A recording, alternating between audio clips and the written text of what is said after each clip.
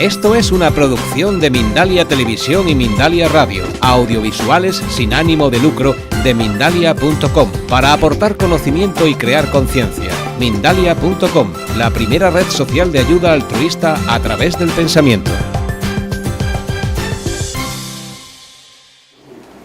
La observación externa no vale, porque observarme a mí mismo no vale con los sentidos de percepción. El sentido de percepción, vista, gusto, olfato, etcétera, para conocer el exterior, pero mi psique de piel hacia adentro, de cerebro adentro, de mente, no lo puedo conocer, no me valen los instrumentos que utiliza la ciencia de observación. Tiene que ser otro sentido, que solamente lo tiene el ser humano, que es este.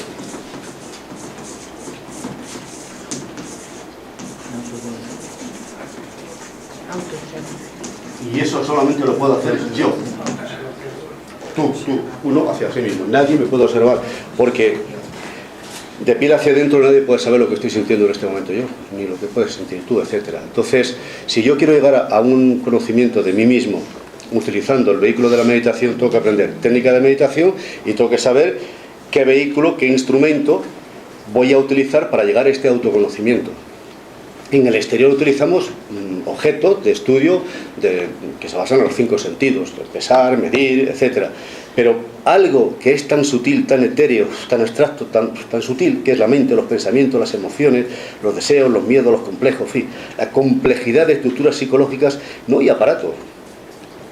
No hay aparato para registrarlo. Nadie puede saber en qué estado emocional estoy yo, salvo que yo me expresara físicamente, dijera algo. Yo puedo estar aquí y tú puedes colegir, puedes intuir. Bueno, parece que Horacio está serio, pero tú lo sabes, a lo mejor no. Igual estoy en estado místico ahí, trascendental, todo serio, pero estoy viviendo una experiencia emocional muy fuerte. Entonces se requiere de la autoobservación. ¿Y la autoobservación?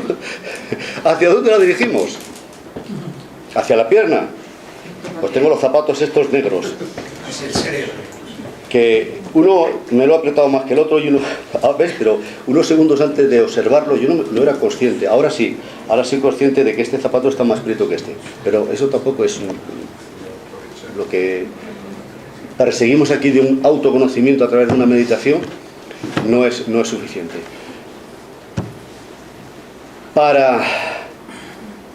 Imaginemos que queremos conocer la Luna y dirigimos el telescopio hacia Marte. Pues nada, veremos a los marcianos, ¿no? Pero a los lunáticos, ahí arriba no los veremos de abajo, pero arriba no. Entonces tengo que saber hacia dónde dirigir la atención. Teóricamente, y eso me gustaría que lo reflexionarais, yo tengo cierta experiencia de esto, o sea que lo digo no solamente teóricamente, sino como experiencia mía personal, creo que lo puede comprobar cualquiera. Nosotros tenemos, ¿cuántos cerebros tenemos?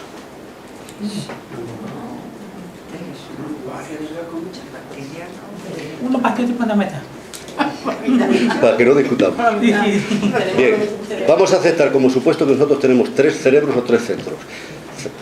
Cerebro intelectual, con sus funciones cognitivas, de razonar, de pensar, de analizar, que se basa en el sí y el no, el pensamiento, ¿no?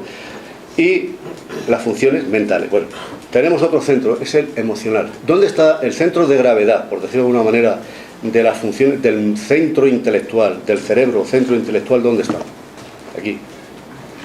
No vamos a discutir mucho ahora. Aceptamos que está ahí la cabeza más o menos. Cerebro, pensamiento, el corte, subcorte, cerebro aquí, imaginación, creatividad, la parte frontal, la voluntad, el discernimiento, etcétera. Vale. Aceptamos eso, que más o menos es lo que dice la ciencia, ¿no? Entonces, como centro de gravedad, los procesos intelectuales, etcétera, están ubicados en el cerebro. El centro emocional, ¿dónde estaría? Emociones, sentimientos, pasiones, deseos, ¿dónde? Corazón, plexo solar. Plexo solar y corazón. Y otro centro fundamental, motor instintivo sexual. Movimiento, sexo, instintos, pulsiones, todo, movimiento, acción. ¿Dónde estaría ubicado ese? Bueno, aceptemos que está por ahí, la zona de cosige, toda esa zona. Bueno, pues si yo quiero aplicar la autoobservación es una capacidad que aquí hemos consensuado que solamente la tenemos los seres humanos. Los seres humanos tenemos la capacidad de autoobservarnos y ser conscientes de nuestra propia individualidad. Ningún animal puede ser consciente de su propia individualidad, porque entonces sería un animal pero racional. Bueno, entonces nosotros somos animales pero racionales. Es una titulación que nos hemos dado a nosotros mismos, habría que hablar con los gorilas y los chimpancés a ver qué es lo que piensan, pero en todo caso, una función de mi psique es que yo soy consciente de mi propia individualidad, de que esto que me está pasando es a mí, y que tengo la capacidad de autoobservarme. Pero ¿hacia dónde dirijo la autoobservación? ¿A cualquier lugar? No, hacia la función, o centro-cerebro, la actividad o la función del centro que esté actuando en ese momento, que yo quiera estudiar y quiera comprender. Si tengo un problema, tengo una angustia, tengo una preocupación, estoy bloqueado, tengo rabia, tengo frustración, tengo complejo de inferioridad, tengo odio, tengo envidia. Si estudio, si dirijo la autoobservación solo a mi forma de caminar, a mis funciones instintivas, de instinto, de acción sexual, o que sea, o instinto de comer, necesidades de hambre, sueño, etcétera, o la actividad física, no lo puedo entender. Tengo que dirigir la autoobservación, que es una función de la conciencia. Esto no es mecánico, no se puede uno autoobservar mecánicamente. Uno puede pensar mecánicamente, razonar, pensar, la charla interior, pues estoy hecho polvo, cuando le pilla a fulano le voy a decir no sé qué, no sé cuánto, pues fíjate lo que me ha dicho. La charla, el rollo mental, el proceso cognitivo ahí, que está siempre disperso, lo que nos caracteriza es un fraccionamiento de la mente. Bueno, todo eso puede ser mecánicamente, ¿no? La autoobservación es una función de la conciencia porque se requiere una acción consciente voluntaria hacia un punto de mí para autoobservarme, auto por mí mismo. Me observo. ¿Qué observo? Depende de lo que quiera saber. Depende qué es lo que esté pasando en mi interior. Si tengo una emoción, un sentimiento, tendré que dirigirlo hacia mi centro o cerebro emocional, la autoobservación. Si quiero saber qué es lo que pasa en mi mente, si estoy asustado, si tengo miedo, si tengo complejo, si antes de salir aquí de repente me pega una crisis de angustia, el miedo escénico, ese pánico que a veces hay mucha gente que tiene miedo a hablar en público, bueno, pues tendré que dirigir esa autoobservación hacia el centro donde esté notando yo el fallo. ¿Y dónde viene el problema? Que sabemos nosotros cuándo es una función mental, intelectual, a cuándo es una función emocional, porque muchas veces confundimos el pensamiento con la emoción. Hay muchas cosas que pertenecen al centro intelectual, que son funciones, pero no las vivimos con el centro intelectual, sino con el centro emocional.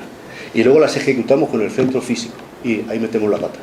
Por ejemplo, un matrimonio, discuten en la forma de educar a los hijos. Esto ocurre con mucha frecuencia. Uno lo ve desde un punto de vista emocional, y consienta a los niños un montón de cosas, etcétera, y el otro lo ve más intelectual, racional, etcétera, etcétera. Y ahí nunca se ponen de acuerdo.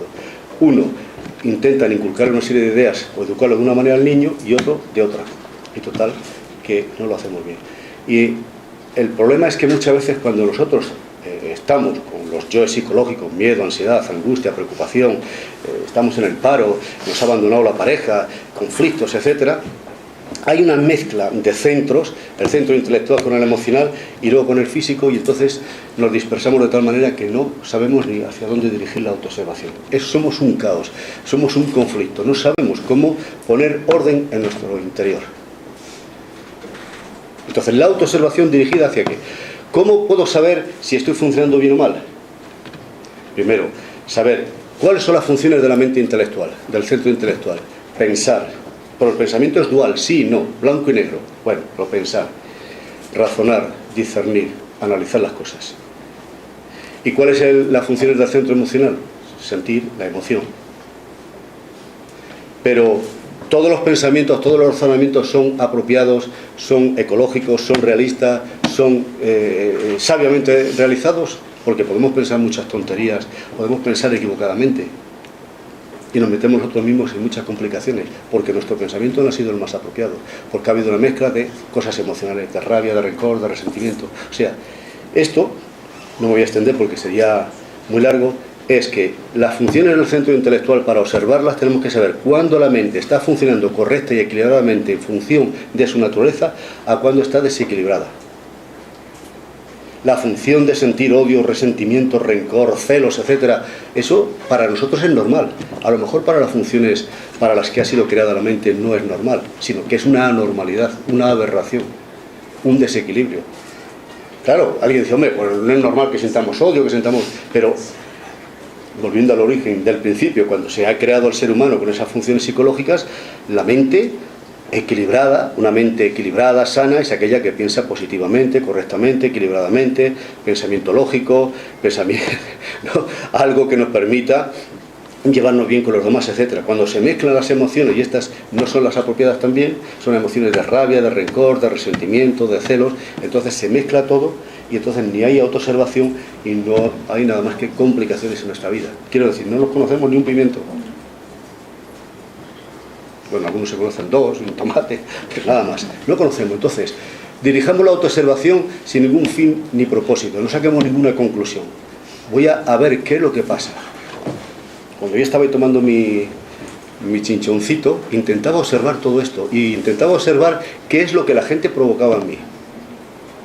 Y han provocado muchas respuestas. Entonces, en vez de enjuiciar o decir sí o no, es qué curioso, voy a observarme. ¿Qué siento? ¿Por qué siento esto? Pasa alguien por ahí y puedo sentir X cosa. ¿Por qué? Pasa otro y es otra cosa. ¿Qué cantidad de respuestas mentales, emocionales ocurren en mi interior en una simple observación de media hora? Entonces, si quiero conocerme a mí mismo un poquito equilibradamente, tengo que auto-observarme. Observar los tres centros, a ver qué es lo que está pasando. ¿Quién está priorizando ahora? ¿Quién está ahora ejerciendo influencia en mí? ¿Mis procesos mentales, mis procesos emocionales o es el físico? Es los instintos, los deseos.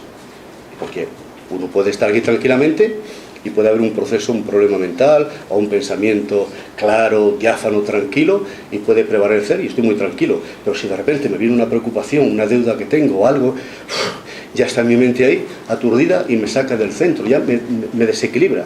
Si hay una emoción de odio, de rencor, de resentimiento, pues ahí tengo un desequilibrio también. No puedo vivir este presente. Y si hay un deseo de comer, de sexo, de lo que sea, pues echo a correr, me voy a satisfacer eso. Tres centros, tres cerebros. Autoobservación para ver qué es lo que pasa. Cuando estoy funcionando equilibradamente y cuando estoy en desequilibrio.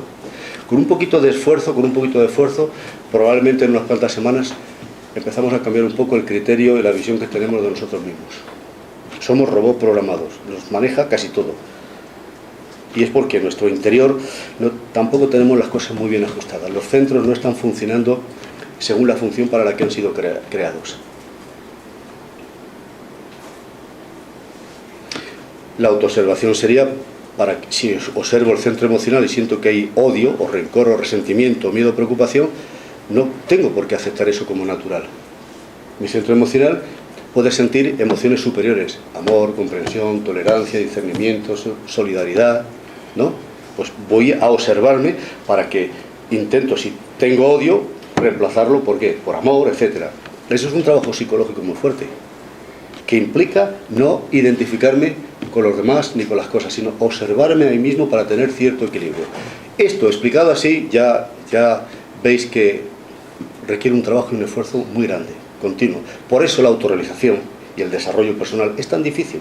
Y no basta elucubrar y fantasear y soy un santo y voy a sanar con la física cuántica, con no sé cuántas cosas. La cosa es más difícil y requiere un esfuerzo y un trabajo. Pero ese esfuerzo y ese trabajo depende de mí, de ti y de ti. No, nadie lo puede hacer por nosotros. Y eso es lo bonito. No hay ninguna religión, político, nadie que lo pueda hacer por nosotros. Nos pueden enseñar los maestros, las religiones, las escuelas, están para enseñarnos. Pero como no lo hagas tú después, despídete. Ya puedes estar todos los días dándote golpe de pecho de cara a la Meca o al Cristo de los faroles. Este trabajo es tuyo. Y todos los grandes maestros que han venido. Y algunos hasta han perdido la vida por transmitirnos este conocimiento. Conócete a ti mismo en el frontispicio del templo de Apolo, en Delfos. Gnócete ixum, conócete a ti mismo y conocerás al universo de los dioses. Conocerse a sí mismo, como decían los gnósticos, es conocer a Dios. Pero este es un trabajo de toda la vida, de esfuerzo. Y lo bonito, para mí, lo hermoso, lo maravilloso, es que depende de mí, no depende de nadie más. El llevarlo a la práctica. Depende de otra gente que me instruyan bien. Nadie puede llevar por un camino a alguien que no lo haya transitado primero. Intentaré que haya buenos maestros que hayan recorrido el camino y me digan, gracias, por aquí, por aquí, por aquí, por aquí. Vale, muchas gracias, pero ahora lo transito yo con mis propios pies. Entonces, la meditación como vida de autoconocimiento nos indica todo esto. La meditación en sí, simplemente, Científicamente se han hecho muchas investigaciones en varias universidades. Una de las más importantes de los estudios que se hicieron para ver los efectos, el correlato fisiológico entre meditación y cerebro y los beneficios de la meditación, fuera más allá de iluminaciones y tal, no, algo como muy científico, como muy fisiológico es. En la Universidad de la Sorbona en París se investigó hace unos años a un grupo de meditadores de Zen, gente que practicaba el Zazen, Zen japonés es meditar, ¿no? Y la práctica Zazen dice que es la práctica con la que el Buda alcanzó la iluminación. Bueno, pues esta escuela, que entonces la dirigía un maestro budista japonés, Taisen Deshimaru, pues este hombre estableció una gran amistad y también como parte de la investigación con un catedrático de biología de la Sorbona en París, Paul Chorchard. Entonces han escrito libros entre los dos, en fin. Las investigaciones de la Universidad de la Sorbona en París demostraron que cuando se alcanza la meditación, o estos niveles de meditación o de concentración, hay un apaciguamiento del córtex cerebral. ¿Qué quiere decir esto? Que el flujo incesante, el vagabundeo cerebral, los pensamientos, la actividad eléctrica del cerebro, del córtex, cuando el córtex, que se supone que es la sede del pensamiento, racional y todo esto, se apacigua, se calma, se inhibe la actividad, baja la actividad bioeléctrica del cerebro, la neurona, la actividad cerebral se va calmando, se va calmando, se va calmando, la mente se va calmando y se va activando el subcórtex, el cerebro profundo, el tálamo, el hipotálamo, todo esto. Bueno, fijaros bien, nosotros tenemos una hiperactividad mental muy grande, estamos pensando, charlando, conversando, una charla interior constante. Esa actividad requiere mucho aflujo de sangre, una gran cantidad de sangre, para la actividad de las neuronas que tienen que ver con el pensamiento, con la charla, con la conversación interna. Entonces, la parte externa del córtex recibe bastante cantidad de sangre. Si esa sangre va a la parte externa del cerebro, ¿de dónde se sustrae? Del tálamo, del hipotálamo, del cerebro profundo, que rige todos los procesos homeostáticos, las funciones instintivas, etc. Entonces, hay un debilitamiento de las funciones vitales, porque le quitan energía, le quitan sangre, y tenemos una gran actividad de coco, de pensamiento. Si apaciguas el córtex, entonces esa sangre se reinvierte hacia la zona del tálamo, el hipotálamo, sistema límbico, procesos homeostáticos, etcétera, etcétera, y se revitaliza el organismo. Por lo tanto, se sabe científicamente que en la meditación Zen hay una mayor cantidad de ondas alfa, etcétera, una mayor polarización en el hemisferio derecho y una inhibición del cerebro izquierdo. El racional descansa, se apacigua. Y entonces un problema ya empezamos a verlo intuitivamente. Es una visión como más holística. Entonces, estas técnicas de meditación de Zen y otras, pero estas son las que se han investigado con electroencefalograma, resonancia magnética funcional, se sabe que hay una respuesta de revitalización en el organismo, por la explicación que acabo de dar, y eso posibilita que la mente, al estar más calmada, más tranquila, más global, cerebro izquierdo, cerebro derecho, intuición, razonamiento, visualización, imaginación, una visión más, se alcanza como una visión. Es como si todo, la vida, nosotros, los problemas, todo, lo viéramos desde una perspectiva diferente, más lúcida. La mente se expande, en lugar de limitarse al razonamiento, etcétera, a los prejuicios, se expande. Lo vemos, lo razonamos y lo intuimos. Y a la vez que tenemos un beneficio físico por este mayor aflujo de sangre a las partes internas que revitalizan la función de los órganos internos, del sistema inmunológico, todo. Entonces, científicamente, Sorbona en París, me imagino que por YouTube, en Internet tendréis 20.000 investigaciones de estas y pruebas de esto. Por lo tanto, la meditación, desde el punto de vista psicológico, sería como una necesidad y un paso previo para alcanzar un estado superior de conciencia. Y desde el punto de vista físico sería pues una necesidad, pues como comer todos los días, como dormir todos los días, como asearnos todos los días y como ir al médico cada X tiempo para que nos analice los dientes y este tipo de cosas. No digáis que nos da una paliza hoy, que decía María Jesús que si era tímido y tal, me has provocado, digo, voy a demostrar que no soy tímido. Bueno, ¿os ha parecido bien? ¿Como teoría vale bien? 5 minutos de meditación. Sí. Venga. A la práctica.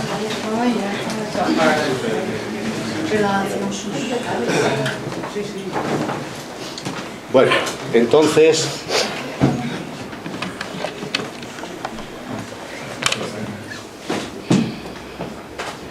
Vamos a intentar un poquito solo, dentro de cada uno, de las posibilidades de cada uno, y sobre todo no tanto de las posibilidades, que se supone que más o menos todos tenemos las mismas, teóricamente, sino un poco el nivel de compromiso, las ganas, la ilusión que tengamos. Este ejercicio está determinado por tu actitud. La actitud que tú tengas ahora.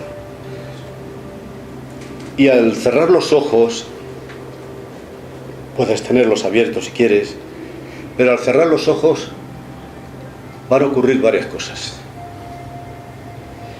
Después de un tiempo, de unos minutos, notarás que empiezas como a disociarte más fácilmente del exterior, de los objetos, de las cosas. Quiere decir que cuando cierras los ojos te vas disociando del exterior y vas orientándote hacia tu interior. Es un facilitador. Cuando tú cierras los ojos, es como un gesto simbólico de que ahora ha llegado el momento de orientarte en tu interior, explorar tu interior, echar un vistazo. Decía Paul Chorchard, catedrático de la Sorbona en París, de biología, este hombre decía: todo el mundo mira al exterior. Yo quiero mirar en mi interior. Los budistas, los maestros de la meditación, del estudio de la mente, dicen que la mente humana debería comportarse como una puerta que abre hacia afuera y hacia adentro. Así es que, acuérdate del concepto que hemos manejado, autoobservación. La autoobservación es una capacidad, una cualidad de tu conciencia. Tú puedes autoobservarte. Nadie lo puede hacer por ti. Cuando tú intentes ahora mantener la autoobservación, va a ocurrir algo que te lo voy a anticipar para que lo tengas en cuenta. Van a estar constantemente interactuando tu mente consciente y tu mente inconsciente. Quiere decir que una parte de tu mente va a estar ocupada en una tarea, en seguir mi voz, experimentar aquellas cosas que yo digo o sugiero que puedas ver o sentir, pero tu mente inconsciente te va a llevar a otros asuntos, a otros recuerdos, imágenes, te va a apartar del objetivo de la experiencia. Es como si una parte dentro de ti no le interesara en absoluto nada de lo que estamos haciendo o diciendo aquí. Habrá otras cosas que para esa parte de tu mente inconsciente sean de mayor interés ahora. La característica de la distracción es que la mente inconsciente te llevará al futuro, a algo que vas a hacer después o mañana, o te va a retrotraer al pasado, algo que has hecho esta mañana, ayer o en días anteriores. Por lo tanto, la autoobservación es una función de tu conciencia. En el momento que seas consciente de que estabas totalmente fuera del aquí y ahora, eso es conciencia. Cuando descubres que estás pensando algo que ha pasado o algo que va a pasar, pero que no pertenece al presente, eso es conciencia de la distracción del inconsciente. Cuando estás identificado con algo, eso es inconsciente, una función de la mente inconsciente que se ha distraído del objetivo que perseguimos ahora.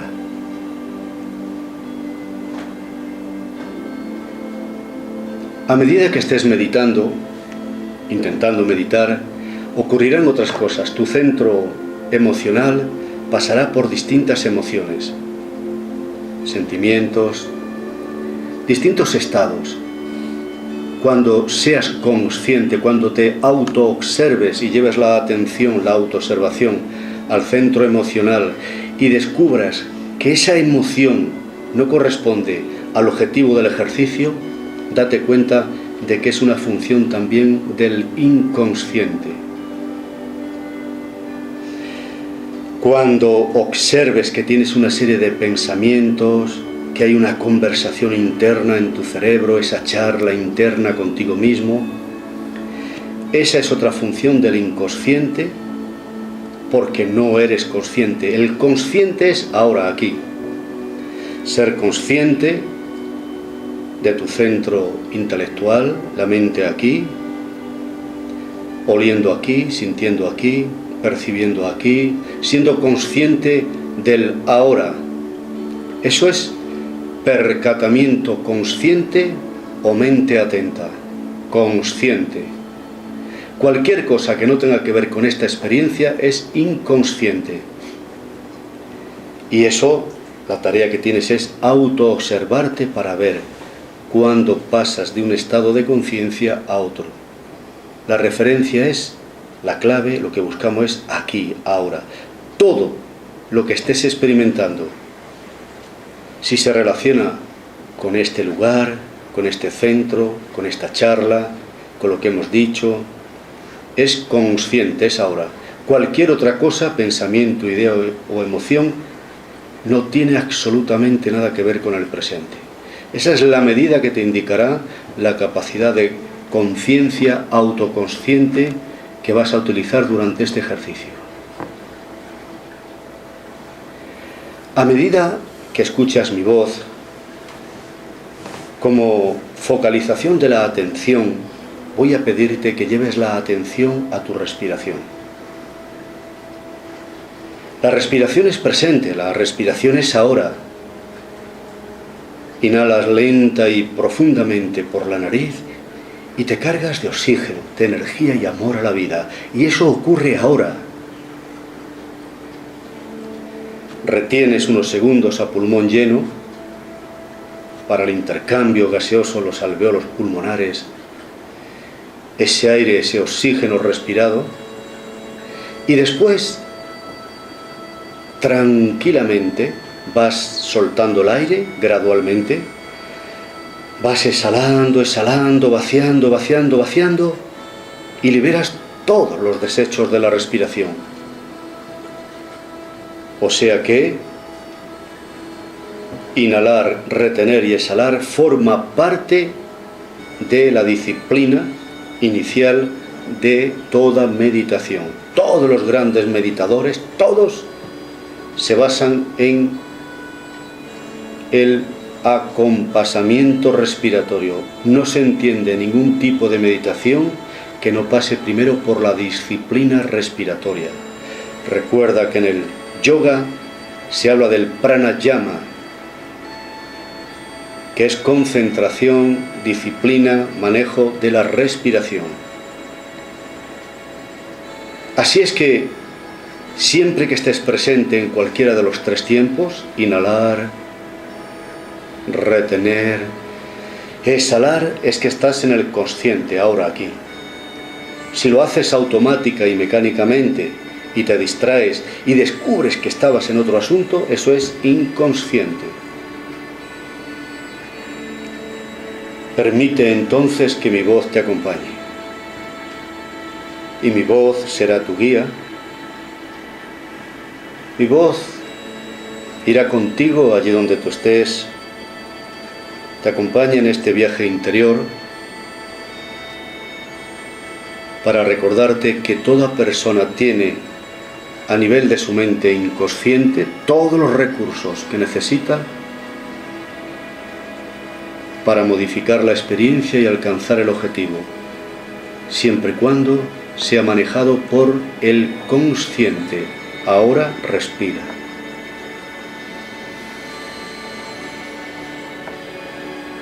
Cuando exhalas, cuando la exhalación es más larga que la inhalación, tú mismo, tú misma, estás provocando en tu interior una mayor actividad del principal nervio relajador de tu cuerpo, el nervio vago,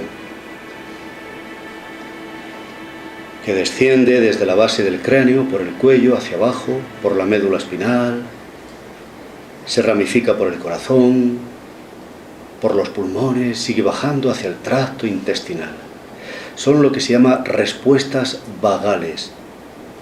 El parasimpático vago se relaja, se desinhibe.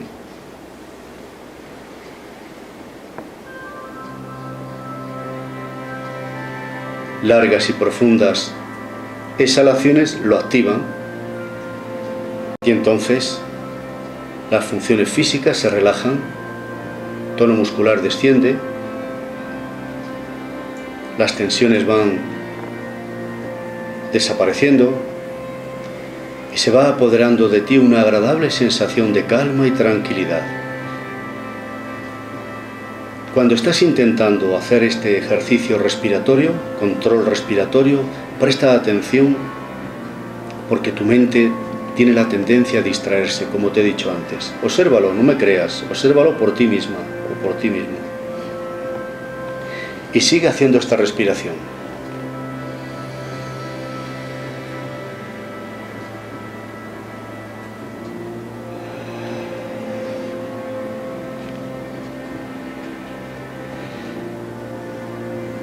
Sigues observando y manteniendo ese ritmo respiratorio, y cuando empieces a notar que tu mente se va calmando un poquito también, expande un poquito la capacidad de autoobservación.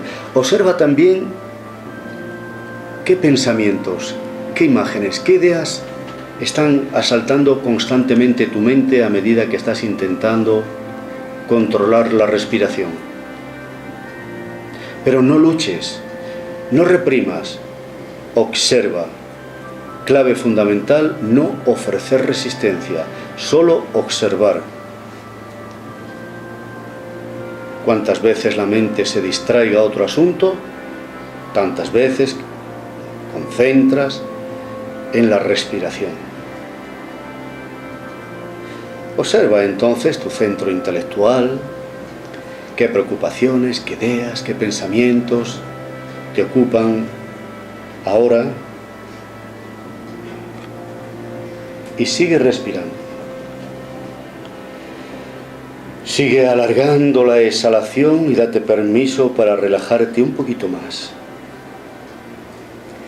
Los pensamientos tienes que empezar a tratarlos como si fueran nubes, de esas que a veces, esos nubarrones que a veces ocupan el azul del cielo y que amenazan tormenta o lluvia.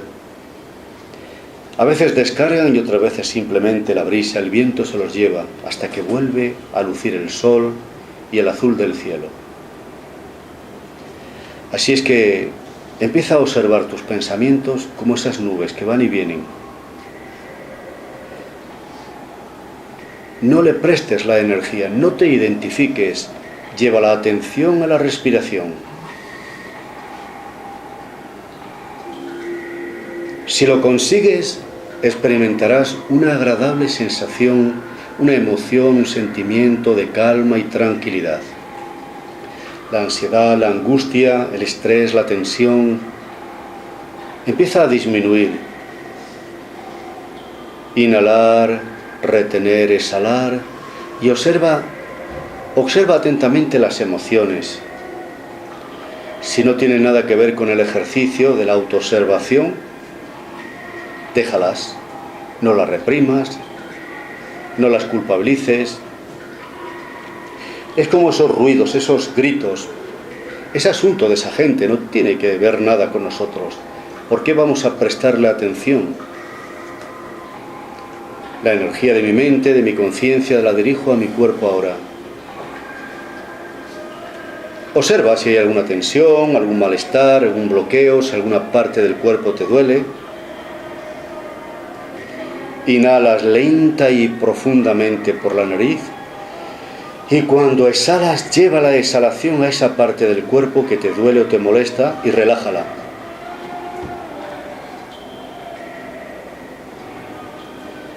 Es un ejercicio muy practicado Cuando hay ciertas dolencias, en hipnosis, por ejemplo, uno siente, imagina que ese aire que respiras como una luz, como una energía de un color, tal vez de tu color favorito, coges esa energía como un rayo de luz, lo diriges a esa zona del cuerpo, deja que esa luz respirada, esa energía, inunde esa zona.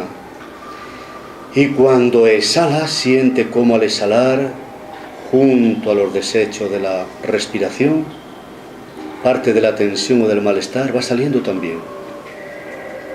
Como si estuvieras haciendo una limpieza a fondo. O sea, utiliza la meditación como vía también de sanación, de equilibrio. Repito, inhalar lenta y profundamente por la nariz, retener unos segundos y exhalar y estabilizar la función, la actividad mental. Después la emocional y luego la física. Mantente ahí un ratito, 5, 10, 15 minutos diarios. No te desesperes ni te ocupes demasiado o te preocupes demasiado si al principio parece que no lo consigues. Es cuestión de práctica.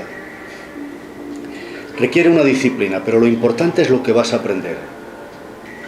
Vas a aprender que no eres capaz de hacerlo al 100%, que te cuesta, que te distraes, que te despistas, que no conoces ni manejas tus funciones mentales, físicas ni emocionales. Bien, ese es el primer objetivo, el ser consciente de todo eso. Luego sigue. Segundo punto de concentración. Observa cómo late tu corazón. Lleva la atención al sístole y al diástole. Pero sigue respirando tal como te acabo de indicar. Quiero que expandas un poquito tu capacidad de autoobservación y seas consciente de, a medida que estás haciendo el ejercicio respiratorio, cómo el corazón está latiendo también. Y observarás que cuando la exhalación es más larga que la inhalación, después de unos minutos, el corazón late más tranquilamente, más tranquilo. Muy bien. Si sigues, te darás cuenta también de que con este ejercicio tu respiración se hace más profunda, más poderosa, que oxigenas más, por ejemplo, tu cerebro, que las células, las neuronas, el cerebro, recibe un mayor aporte de oxígeno, despertándolo, activándolo, volviéndolo más lúcido. La mente se despeja, el pensamiento, las ideas son como más frescas, más lúcidas. Y comprueba también cómo, especialmente al exhalar, cuando domines la técnica, dominarás parte de las molestias o del dolor o bloqueos o tensiones que puedas acumular físicamente. Gran parte de las tensiones que experimentas a lo largo del día son de tipo psicológico, psíquicas. Tu cuerpo puede estar sano, pero puede estar contraído, tensado, bloqueado, te duele la espalda, la cabeza, llevas tensión, las mandíbulas apretadas. Bueno, relájate, autoobsérvate. Esta técnica de la respiración es básica y fundamental. Si no la dominas, si no la controlas, es muy difícil que puedas profundizar en la técnica de la meditación. Estás trabajando sobre la mente, sobre las emociones y sobre el cuerpo. Estás provocando respuestas vagales, estás reportando una mayor cantidad de oxígeno al cerebro y tu mente se expande, se vuelve más lúcida. Y empiezas a disciplinarte en la técnica de la autoobservación. 10 minutos por la mañana, 10 minutos a mediodía, 10 minutos antes de irte a dormir. Son 10, 20, 30 minutos que puedes dedicar a partir de ahora, todos los días, a ejercitar la técnica, la introducción a la técnica de la meditación. merece la pena. Compruébalo por ti mismo o por ti misma.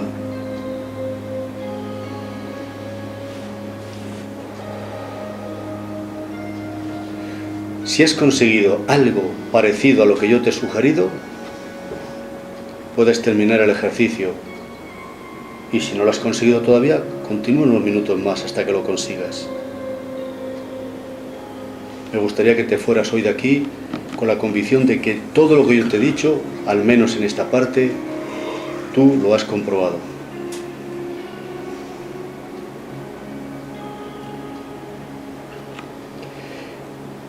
Te voy a decir un pequeño secreto, es un anclaje. Si has alcanzado lo que yo te he dicho, une los 3 dedos de la mano, índice, pulgar y medio, como si estuvieras cogiendo un pellizquito de sal o de azúcar. Haz 3 respiraciones profundas y grábate un mensaje. Como si escucharas el eco de tu propia voz, repítete para tus adentros. Y cada vez que yo vuelva a unir los 3 dedos de mi mano como tengo ahora, y haga 3 respiraciones profundas, relajantes y poderosas como hago ahora, volveré a este estado de calma y tranquilidad y mi capacidad de autoobservación irá aumentando día a día. Repítetelo varias veces. Después, en la vida diaria, repite exactamente lo que te acabo de decir y verás cómo en pocas semanas empiezas a experimentar un pequeño cambio en tu interior. No lo creas, hazlo, compruébalo.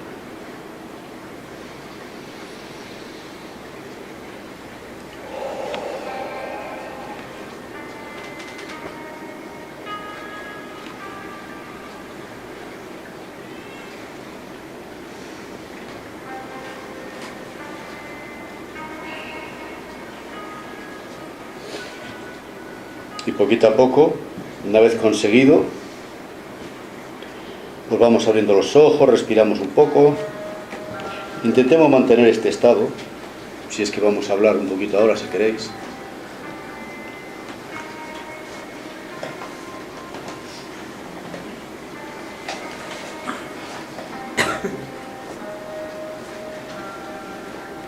Y si queréis una pregunta. De preguntas. ¿Qué? 5 minutillos. 5 minutos. Y preguntas fáciles, ¿eh? Nada difíciles. Horacio, Dime. tu primera pregunta. Esta situación que hemos vivido acá ahora, depende de la hora del día que la hagas, tiene un distinto efecto. ¿Esto se suele hacer sobre el atardecer o a la mañana cuando te levantas?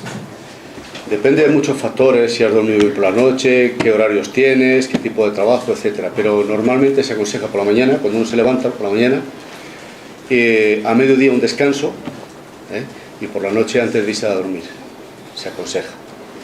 Hay unas horas de predisposición físicas, mentales, para este tipo de meditaciones. Son los llamados estos biorritmos, o las... tiene otro nombre, no me acuerdo ahora. Pero el cerebro pasa por distintas fases, de mínimo y de máximo. Una inhibición, una especie de adormecimiento, tal, y una fase de mayor activación, máximo y mínimo. Por ejemplo, ¿cuándo sería una hora propicia para hacer una meditación corta de estas? A la 1h30, 2 horas, sin llegar a las 2 horas después de habernos levantado. Si nos levantamos a las 8, 9:30, 10 menos cuarto sería el momento propicio, porque el cerebro tiene esta tendencia a bajar al mínimo, hacer la meditación, porque hay una predisposición a relajarse. Nosotros estamos trabajando y a veces a las 2 horas, hora y pico de estar trabajando, decimos, necesito un café. Hay un bajón. Te tomas el café, te estimulas y sigues. Bueno, pues en vez del café, una meditación de estas. Entonces si es a las 8, pues a las 9:30, 10 menos cuarto, 5 minutos de meditación. Entonces, a la 1h30, 2 horas, otro sería, pero bueno, es muy difícil poder hacerlo así, ¿no? Entonces, por la mañana, a mediodía y por la tarde. Con 10 minutitos diarios es más que suficiente. Y luego, sobre todo, el anclaje. Ancla ese estado. Si has alcanzado un poquito de concentración, de calma y tranquilidad, ¿no es eso prioritario en la vida diaria? Gran parte de los problemas que tenemos y enfermedades y trastornos que tenemos ¿De dónde se originan? Del estrés, que el estrés se hace crónico, etcétera, etcétera, etcétera, y termina por somatizarse y acarrear un montón de problemas y enfermedades. El estrés. Hablamos del estrés, no le prestamos atención, pero cuando el estrés pega fuerte, nos daña y muy fuerte. Entonces esto es una forma de prevenir el estrés, de tener un poquito más de concentración. Además, es decir, es como si al cabo del día tenemos una misión. Tengo mis 10 minutos que son sagrados. Voy a parar, voy a reflexionar, voy a tomar contacto conmigo mismo, porque vivo todo el día conmigo mismo y casi nunca estoy conmigo mismo. Estoy con los problemas, con las preocupaciones, con el otro, con Maroto y con el de la moto. ¿Y conmigo qué? Conmigo cuando estoy con mis miedos, con mis angustias, con mis historias. Y cuando estoy conmigo en un momento de paz. ¿No? Pues estos minutos sirven para eso. Bueno, y a partir de ahí nos podemos convertir todos en unos budas. Si le cogemos el mono a la práctica, terminamos todos debajo de un árbol meditando por ahí todo. No sabemos, el Buda también empezaría de alguna manera así, ¿no? ¿Alguna otra pregunta? Sí, el concepto de la referencia ha hecho referencia a unas hipotéticas o posibles curaciones de células cancerígenas, pero has puntualizado en varias ocasiones que solo se producen a veces. ¿De qué depende? A veces. No, lo que quería decir sobre todo es que cuando se hablan de que con la hipnosis o con unas técnicas ha habido sanaciones, ¿no? Remisión espontánea de algo, de un cáncer, de un tumor, que si se dice así, parece como si estamos vendiendo la idea de que con la hipnosis se cura el cáncer, a veces, ¿no? No. Pues depende de la motivación de la gente, de las ganas de vivir, de la ilusión que tengas, de la motivación. Yo en algunas conferencias, os acordáis que he contado casos aquí muy concretos. Entonces, si tú tienes motivación, si tienes ilusión, ganas de vivir, etcétera, y utilizas bien tu mente, tú puedes activar directamente tu sistema inmunológico. Y todos los mecanismos de sanación, de curación del sistema inmune se refuerzan y eso va a determinar la enfermedad o la muerte. Y el intermediario entre el sistema inmune y la mente son las ganas de vivir, la ilusión, la motivación, lo que tú tengas. ¿Y eso de dónde lo sacas? La motivación. De ti, depende de la ilusión que tú tengas por vivir. Yo, por ejemplo, ahora, yo ahora no me quiero morir, no voy a hablar en broma, yo no me quiero morir ahora. Y el único sentido que tiene mi vida ahora en este momento es que tengo una niña de 7 años. No me puedo morir ahora. Y no me voy a morir. Si no, me importaría un comino marchar, me importaría un comino total. Todo lo que tiene que haber hecho ya lo he hecho. En mi estado de conciencia. No voy a entrar en detalles. Pero esa niña me motiva a mí. Me hace tener ganas, ilusión, fuerza, energía, pensamiento. Tengo que salir adelante. Lo conté brevemente. Esa persona que yo conté, una alta ejecutiva de Iberia, fue a Estados Unidos. Esta mujer le habían diagnosticado un cáncer de hígado, tenía una metástasis, la operaron en Estados Unidos, en Miami, en Monte Sinaí, en el hospital Monte Sinaí, y le dijeron, los médicos, la estadística era, no sé, 12, 18 meses, según el problema del hígado, este tipo de cáncer, pues hay una estadística más o menos, ¿no? De supervivencia. Entonces le dijeron que esta era la realidad y esto es lo que le quedaba de vida. Entonces la mujer dice, yo no me puedo morir tan pronto. Dice, necesito 10 años de vida. 10 años. ¿Por qué? Pues tengo unos hijos, los he conocido, los he tratado por los estudios, etcétera, y a ella, que en esta edad, y yo no me puedo morir hasta que no los deje todos en la vida. Se había separado del marido, en fin, pobres chavales, dependían nada más que de ella, ¿no? No me puedo marchar. Cuando a mí me estaba contando esto, esta mujer, pues, en Madrid, dije, bueno, cuando le han dicho a los médicos que no te puedes morir, que necesitas 10 años, ¿qué te han dicho? Dice, hombre, has sonreído un poco, y entonces me dijo una cosa, ella me dijo que el médico le había dicho, una cosa que es un poco contradictoria, porque le dice, tú tienes fe, tú eres una persona religiosa. Dice, sí, tiene aquí, ¿cuál es la Virgen de aquí de Madrid? La Almudena, pero tenía fe, pero fe de verdad. Pero la fe esta que dice que si tuvieras fe como un grano de mostaza morías en una montaña y todo eso, no la fe de darte golpe de pecho y mirar al vecino y estar criticándolo falsamente, de verdad, ¿no? La mujer que tenía unos valores muy fuertes, tiene una fe, dice, sí, dice, yo tengo mucha fe en una virgen, etcétera. Y fijaros lo que le dijo el médico, que había diagnosticado usted. Hemos comprobado aquí en Estados Unidos, en el mundo de la oncología, tal, que toda la gente que tiene fe, que cree, que es religiosa, que cree tal, por lo general, en las enfermedades estas terminales de cáncer y tal, tienen mejor calidad de vida. que ya justificaría, ¿no?, la fe, como si es una pastilla y tiene mejor calidad de vida. En esta prueba estadística, mejor calidad de vida. Segundo, alargamiento de vida con calidad de vida, pero notable, varios años más, y en algunos casos remisión espontánea del cáncer. Esto lo saben todos los oncólogos de todo el mundo. Y aquí en el Gregorio Marañón, el doctor Pérez Manga, que entonces estaba, no sé si estará ahora, daría testimonio de parte de lo que estoy diciendo aquí yo. Bueno, pues esta mujer le dijo, hemos comprobado, si tú tienes fe, pues reza, etcétera, etcétera, etcétera. Nosotros, los científicos, no creemos en esas cosas, es una contradicción lo que decía. Eso es lo que le dijo, ya vale. Entonces, yo lo sé esto porque me lo estaba diciendo a mí y digo, bueno, ¿y qué pasa? Dice, bueno, pues me han dicho que haga hipnosis, porque con la hipnosis, la visualización, las imaginerías, que allí hay muchos médicos, psiquiatras, etcétera, que trabajan con la hipnosis, era una íntima amiga del doctor Jiménez del Oso, y entonces pues me la derivó a mí y yo estaba hablando con ella. Empezamos a trabajar, no voy a entrar en detalles. Hubo un momento que dejó de venir a la hipnosis, no tenía ninguna medicación ni nada, ni quimio ni nada, hasta dentro de cierto tiempo en el hospital Gregorio Marañón de Madrid, y de repente, en uno de los reconocimientos, los protocolos, hay unos reconocimientos, y entonces, ¡pum!, le dijeron, fulano de tal, dice, urgentemente, hay que operar de nuevo. ¿Por qué? Los marcadores tumorales, que los tenían los 30 y tanto habitualmente, se habían disparado a casi 200, 100 y pico. Y el equipo del doctor Pérez Manga, por si alguno lo conocéis, dijo, hay que operar urgentemente. Se han disparado los marcadores tumorales. Y ella, esta mujer, tuvo el valor y el coraje, en aquel momento, en su decisión, de decir, no, dame un mes, y en un mes yo bajo esto. Entonces, el doctor Pérez Manga le dijo, pero es muy grave, etcétera, etcétera, etcétera. Un mes quiero de plazo.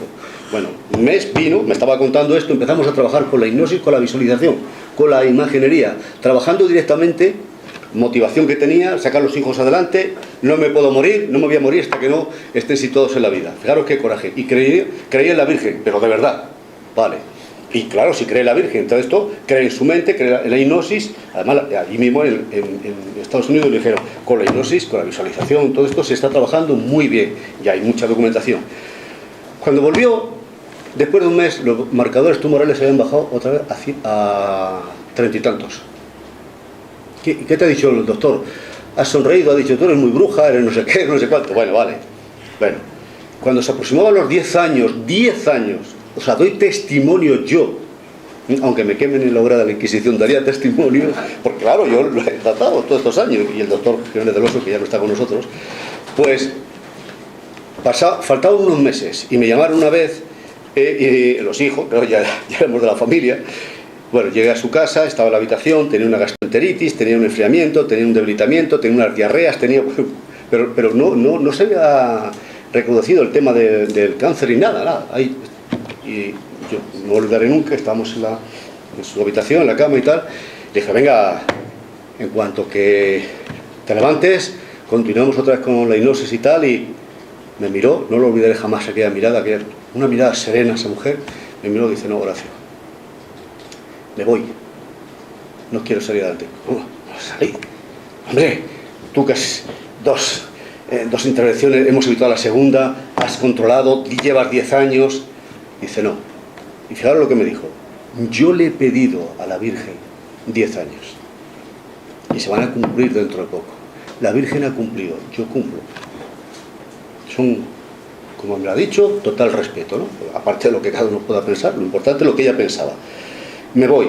Y es más, me dijo, te voy a decir una cosa, dice, te la digo a ti, porque si no van a pensar que esto, no se lo puedo decir, dicen a mis vecinos, no sé qué dijo, porque van a pensar que estoy loca. Anoche o ayer o antes de ayer, dice, exactamente aquí en esta habitación que estoy ahora, estaba sentada en la cama, era de noche, y de repente me desperté. Y en medio de la oscuridad de la noche, yo no creo que haya sido un despertar físico, sino un desdoblamiento, pero bueno, es igual, me desperté, me quedé sentado en la cama, un impacto, porque ahí enfrente, justo donde estaba la puerta de entrada, dice, cuando lo estaba contando, y como me lo decía, yo sentí un estremecimiento, dice, ahí apareció un lobo, dice, un perro, un lobo negro, dice, los ojos eran como ascuas de fuego. Me quedé impactada, dice, me estremecí y pensé, es la muerte que viene a buscarme. Inmediatamente pensé, estoy intentando reproducir lo más literalmente posible lo que me dijo, pensé, pero si le demuestro que no le tengo miedo, no me lleva con ella. E inmediatamente, tercer pensamiento, la muerte le dijo: no vengo a por ti, vengo a por fulano de tal. Fulano de tal era un vecino que estaba arriba, la clásica persona que ha sido operada, que a lo mejor lleva 15 o 20 años, que aparentemente el cáncer está crudo y tal, que está muy bien, y bueno, de madrugada a las 8, a las 9, a las 8 y pico, llamaron el timbre, vinieron los hijos: mamá, mamá, que han bajado la vecina enfrente, que fulano de tal ha muerto esta madrugada. Unos meses después ya me llamaron ellos y me dijo: Ama ha muerto. No llegó a los 10 años, pero faltó unos meses. Como estos casos hay muchos, documentados por ahí, por médicos, por Carl Simonton, Bernie Siegel, y hay muchos médicos, sobre todo en Estados Unidos, que están trabajando mucho, son oncólogos, cirujanos, que están trabajando todo esto. O sea que la motivación, las ganas, la ilusión, el trabajar con las imágenes mentales, la fe, hay mucha gente que va a Lourdes y se cura. Pero es curioso aferrarse a algo externo para conseguir algo interno. Pero claro, pero eso a lo que te aferras externamente te afecta internamente, si tienes fe, etcétera, etcétera. Por lo tanto, la fe y la sugestión es un poder, depende de cómo la utilices.